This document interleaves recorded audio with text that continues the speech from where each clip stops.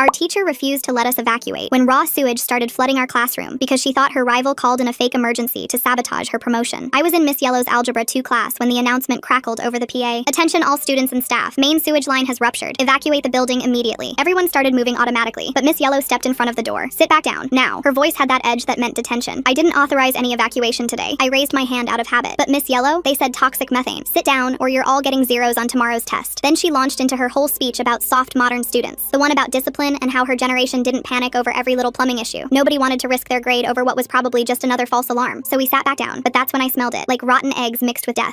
Miss Yellow? Jack raised his hand. It smells really bad in here. Success often requires enduring temporary discomfort, Jack. It's character building. Something your generation knows nothing about. Then I saw it. Brown water seeping under the door. Enough to darken the tiles. Everyone's phones started buzzing at once. My sister Alyssa was in biology 3 classrooms over. Her text made my blood go cold. We're all in parking lot with people in hazmat suits. Where are you? I showed Miss Yellow. My sister says everyone's evacuating. There's hazmat. Of course there is. I'm sure Miss Zelaya called them herself. Her eye twitched. She knows the board decides next week about whether or not I finally get promoted. She's always been out to get me. The water wasn't just seeping anymore. It was flowing. Black-brown sludge that was way too thick to just be water. Layla in the front row gagged. The methane smell was like breathing poison. Can we open a window at least? Ben asked, already standing on his chair. And let Miss Zelaya see us panicking? That's exactly what she wants. That's when something beautiful happened. The entire class started working together. The popular kids, the nerds, the athletes, all lifting our MacBooks and Jordan 1s as high as we could from the ground. The PA crackled again. Attention! Evacuate immediately. This is not a drill. Evacuate. Miss Yellow yanked the speaker wire from the wall. Modern leadership means staying calm when others panic. The sewage was ankle deep now. Warm. It was warm. I wanted to throw up. This isn't just sewage, Priya said, her voice shaking. My dad works for the city. Sewage lines run right next to the old gas mains. Your father isn't a chemistry teacher, is he? Miss Yellow stood up, blocking the door. I've been teaching for 30 years. I think I know the difference between dangerous and inconvenient. The water was at our ankles now. Black, chunky. The smell made my eyes water. Please, Layla begged. We could get really sick. The only thing making you sick is your hypochondria. When I was your age, we had open sewers and nobody complained. Then Kevin started coughing. Not regular coughing, deep hacking coughs that wouldn't stop. His face was turning red. He has asthma, someone yelled. Convenient, Miss Yellow sneered. The sewage was knee-deep now, backing up faster than it could drain. Toilet paper and worse floating past our legs. 3 kids were throwing up. The smell, the gas, the fear, all of it hitting at once. Miss Yellow, I tried one more time. People could die. The only thing dying is my patience. That's when the ceiling tile fell. It splashed into the sewage, and the hole it left behind started dripping. Not water. Everyone screamed. I tried to move, but the sludge was tougher than I thought. My foot caught on something, maybe a backpack, and I went down, hard. I still remember the feeling of black water filling my mouth, chunks of human waste and toilet paper. I screamed underwater, sewage flooding my throat. The lights flicked back on. My face burned from whatever chemicals were in the water. 3 girls were pulling me up, trying to help me breathe. You're insane! Layla screamed. We're drowning! She's not breathing right. Then Tom yelled what we were all thinking. One spark from these electronics and we're dead. Methane explodes. I didn't think. I just grabbed my chair and swung it at the window. Crash! The fresh air felt like heaven. You just cost me my promotion! Miss Yellow shrieked. This is exactly what Zelaya wanted, but we weren't listening anymore. Everyone was scrambling for the window, passing my limp body hand to hand.